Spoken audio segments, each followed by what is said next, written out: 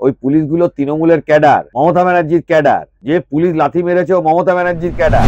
জালিয়াতি মার্কা কথাবার্তা, জালিয়াতি করে চাকরি দিয়েছে। যিনি লাথি মেরেছেন তার সার্টিফিকেট গুলো দেখতে হবে যে জালিয়াতি করে পুলিশের চাকরিটা পেয়েছে কি। জালিয়াতদের বাঁচানোর প্রতিশ্রুতি দিয়েছিলেন, যারা টেন্টেড ক্যান্ডিডেট তাদের জন্য তিনি বলেছিলেন। আপনি দেখবেন পুরোটা ভালো। জেনুইনদের বাঁচিয়ে উনি টেন্টেডদের, এই কারণের জন্য আজকে এদের চাকরিগুলো গেছে।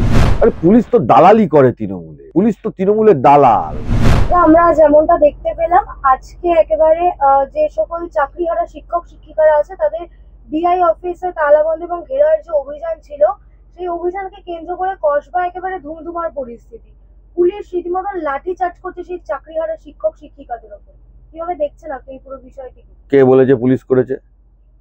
ও তো তৃণমূলের ক্যাডার। ওগুলো পুলিশগুলো, ওই পুলিশগুলো তৃণমূলের ক্যাডার, মমতা ব্যানার্জির ক্যাডার। যে পুলিশ লাথি মেরেছে ও মমতা ব্যানার্জির ক্যাডার। পুলিশের মধ্যে যদি মিনিমাম সৎ যে পুলিশ অফিসার গুলো আছে তারা কোনোদিনই কিছু করবে না। ওগুলো হলো মমতা ব্যানার্জির ক্যাডার যে লাথি মেরেছে পুলিশটা। ওটার গ্রেপ্তার হওয়া উচিত। ওর নাম ঠিকানা গুলো আপনারা লিখে রাখবেন। ওকে ছেড়ে দেবো নাকি? সারা জীবন তৃণমূল সরকার থাকবে নাকি? যে পুলিশটা লাথি মেরেছে শিক্ষকের গায়ে, সারা জীবন তৃণমূল সরকার থাকবে তো? ওর নাম ঠিকানা গুলো লিখে রেখে দেবেন। যদি সরকার পড়ে যাবে, টার্মিনেশন ফ্রম সার্ভিস কিভাবে করাতে হয় সেটা আমরা জানি। ছেড়ে দেবো। কিন্তু স্যার একেবারে পুলিশ কর্তৃপক্ষের পক্ষ থেকে যে দাবি করা হচ্ছে যে সেই শিক্ষক শিক্ষিকাদের ছত্রভঙ্গ করার জন্য নাকি তারা লাঠি চার্জ করতে বাধ্য হয়েছে। এটা তো মিথ্যে কথাবার্তা, তৃণমূলের দালালি কথাবার্তা, মমতা ব্যানার্জি শিখিয়ে দেওয়া কথাবার্তা। ত্রিস্তর ব্যারিকেড ছিল না কেন? যে কেউ চাই নবান্নে ঢুকতে পারে? পুলিশি ব্যবস্থা ছিল না কেন? আরজি কর থেকে মুক্তাঞ্চল করে দিয়েছিল কেন?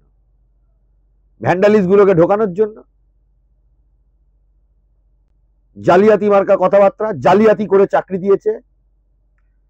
যিনি লাথি মেরেছেন তার সার্টিফিকেট গুলো দেখতে হবে যে জালিয়াতি করে পুলিশের চাকরিটা পেয়েছে কিনা। ছেড়ে দেবো নাকি ওটাকে? কিন্তু স্যার যে প্রসঙ্গটা এখন উঠে আসছে যে এই মুখ্যমন্ত্রী নাকি দুদিন আগে নেতাজি ইন্ডোরে বৈঠক করেছিলেন এবং তাদের প্রতিশ্রুতি দিয়েছিলেন। জালিয়াতদের বাঁচানোর প্রতিশ্রুতি দিয়েছিলেন, যারা টেন্টেড ক্যান্ডিডেট তাদের জন্য তিনি বলেছিলেন। আপনি দেখবেন পুরোটা ভালো করে। জেনুইনদের বাঁচিয়ে উনি টেন্টেডদের, এই কারণের জন্য আজকে এদের চাকরিগুলো গেছে।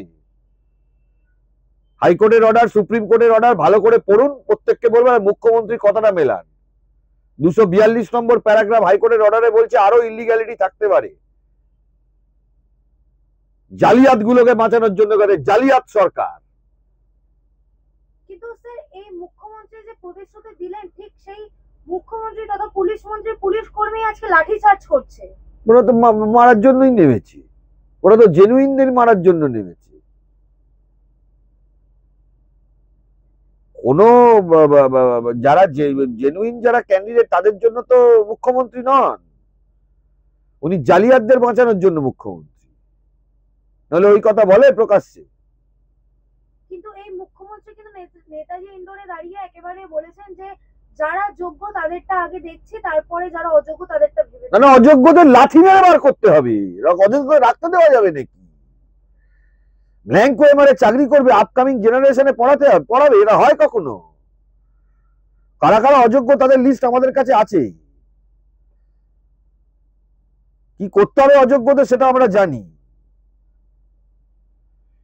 কিন্তু স্যার যে যে প্রসঙ্গটা আবারও প্রশ্ন তুলছে সব জায়গায় যে হচ্ছে এই যে শিক্ষক শিক্ষিকা চাকরিহারা শিক্ষক শিক্ষিকাদের উপর যে পুলিশ লাঠি চার্জ করলো, যখন চাকরিটা চুরি হয়েছিল পুলিশের ইন্টেলিজেন্সের কাছে খবর ছিল না তখন? আরে পুলিশ তো দালালি করে তৃণমূলে। পুলিশ তো তৃণমূলের দালাল। কলকাতা তৃণমূল পুলিশ, কলকাতা পুলিশের মাঝে একটা তৃণমূল ঢুকে গেছে। নামটা পরিবর্তন হয়ে Kolkata Trinamool police, Paschimbanga Trinamool police. Police আছে নাকি? এটা কি আপনি তাহলে আরজিকর হতো, সন্দেশখালী হতো? পুলিশ এরা। শুধু তৃণমূলের জার্সিটা এদের গায়ে লাগিয়ে দিতে হবে, পুলিশের গায়ে। আমি যদি যেতাম আজকে, আমি গেলে আজকে ওই পুলিশের গায়ে জার্সিটা লাগিয়ে দিতাম। তৃণমূলের জার্সি, জোড়া ফুল চিহ্ন পুলিশের গায়ে দিয়ে দিতাম। কিন্তু স্যার একেবারে এই ডিআই অফিসকে কেন্দ্র করে যেদিকে ধুমধুমার হচ্ছে, অন্যদিকে আজকে তৃণমূলের পক্ষ থেকে একটি মিছিলের আয়োজন করা হয়েছে কলেজ স্ট্রিট থেকে ধর্মতলা ওই অবধি। চোরগুলো মিছিলের আয়োজন করেছে, জালিয়াতগুলো আবার চাকরি বিক্রি করার জন্য। ধুর, ওদের কথা বলবেন না। কিন্তু তাদের দাবি যে সিপিএম এবং বিজেপি নাকি চাকরি বিক্রি করছে, সেই প্রতিবাদে তারা এই মিছিলের আয়োজন করেছে। ও এখন ওইসব কথাবার্তা, ওইসব জালিয়াতরা কি কথাবার্তা বলছে তাদের কথা আমি উত্তর দেবো না। তারা কি মিছিল করছে, বাজার থেকে টাকা তোলার জন্য মিছিল করছে? জালিয়াতরা কি কথা বলবে তাদের কথার উত্তর দেবো? তারা কি মিছিল করবে? চৌর্যবৃত্তি করার জন্য মিছিল করছে। আপনারা তো প্রত্যেক কটাই তৃণমূল যুব এবং ছাত্রগুলো চোর। আপনারা তো চাকরি খেয়েছেন, ওদের চোর বলছেন কেন? কে চাকরি খেয়েছে? আপনারা আমরা অভিযোগ করেছি 10,750-এ, বাকি একজনের নামে অভিযোগ করিনি। অর্ডার শিটে বারবারও বলছি, 242 নম্বর প্যারাগ্রাফ হাইকোর্টের অর্ডার, 265 নম্বর প্যারাগ্রাফ হাইকোর্টের, যাদের চাকরি গেছে তাদেরকে অনুরোধ জানাবো, আপনারা যা কিছু করুন, তাদেরকে অনুরোধ জানাবো এই দুটো প্যারাগ্রাফ আপনারা পড়ে দেখুন। আপনারা সবাই উচ্চশিক্ষিত, সবার মাস্টার ডিগ্রি আছে, 9, 10, 11, 12 তাদের মাস্টার ডিগ্রি আছে, এবং গ্রুপ সি গ্রুপ ডি যারা আছে তারা আইন না বুঝলেও তারা কিন্তু ইংরেজিটা পড়ে মানেটা বুঝতে পারবে। তাদের সাথে আমি এইসব ছাত্রছাত্রীদের সাথে আমি কথা বলেছি, প্রচুর গ্রুপ সি গ্রুপ ডি ছাত্রছাত্রীদের সাথে কথা বলেছি, যারা চাকরি করছেন বা যারা চাকরি পাননি তাদের। তারা আইনটা 242 নম্বর প্যারাগ্রাফ হাইকোর্টের অর্ডার, 265 নম্বর প্যারাগ্রাফ হাইকোর্টের অর্ডার পড়ে আইনবিদকে পড়তে লাগবে, নর্মাল লোক পড়লেই বুঝতে পারবে, এত সহজ ভাষায় জজ সাহেব। কিন্তু স্যার ঠিক সেই জায়গাতেই এই যে পুলিশ যে লাঠিচার্জ করছে, তাহলে প্রশ্ন উঠে আসছে তারা কি জঙ্গি? পুলিশটা হচ্ছে হলো পশ্চিমবাংলা, পুলিশটা হচ্ছে হলো তৃণমূলের ক্যাডার বাহিনী। এটা মমতা ব্যানার্জি তার প্রশাসনের একটা ক্যাডার বাহিনী, এটা কোনো পুলিশই না। এটা এই ডিআই অফিস গুলো ব্যবস্থা করে রাখেনি কেন? কিন্তু আগে থেকেই তো ডিআই অফিসে আসবে জানতো। এটা কোনো পুলিশ বাহিনী না। এটা 80% লোক পুলিশের মধ্যে যদি থাকে, তার মধ্যে 70% লোক পুলিশের মধ্যে যদি একটু কাজ করার চেষ্টাও করে, 30%টা পুরো তৃণমূলের ক্যাডার হয়ে আছে। পুরো ঘুষ খেয়ে পুলিশের সংসার চলে এই তৃণমূল পুলিশগুলো। সৎ পুলিশ অফিসারও আছে, এই কথাও আমি বলবো, অনেক সৎ পুলিশ অফিসার আছে, কিন্তু তারা কাজ করতে পারছে না। পুলিশ নিজে ডিএ পায় না, পুলিশ নিজে ডিএ পায় না, কনস্টেবল থেকে আর এসিপি পর্যন্ত পুলিশ নিজে ডিএ পায় না। আর যেদিন পুলিশ অফিসার লাথি মারলেন, ওটাকে আমরা দেখবো কি করা যায়। কিন্তু স্যার এখন তো অন্যদিকে এই যে এসএসসি চাকরি বাতিল মামলা, এই মামলাকে কেন্দ্র করে অভিজিৎ গাঙ্গুলির বিরুদ্ধে একাধিক অভিযোগ উঠে আসছে। আমাদের যিনি শিক্ষামন্ত্রী ব্রাত্য বসু তিনি বললেন যে অভিজিৎ গাঙ্গুলি যখন বিচারপতি ছিলেন তখন তিনি পলিটিশিয়ানের মতন কথা বলতেন, আর এখন উনি পলিটিশিয়ান হচ্ছে, এখন তিনি বিচারপতির মতন কথা বলছেন। দেখুন, এই তৃণমূলের লোকজন কি কথা বলছে তাই দিয়ে তো আমি কিছু বলতে পারবো না। তবে উনি একটা সৎ উদ্যোগে চেষ্টা করেছিলেন বলে আমার মনে হয়েছিল, কিন্তু এই উদ্যোগটা কতটা বাস্তবায়ন হবে এটাতে আমার প্রথম থেকেই ডাউট ছিল। যখন থেকেই একদম সরকার কি করে দেবে টেন্টেড আনটেন্টেড এর লিস্ট দেবে? সরকার যদি টেন্টেড আনটেন্টেড এর লিস্ট দিত তাহলে এদের চাকরি যেত না।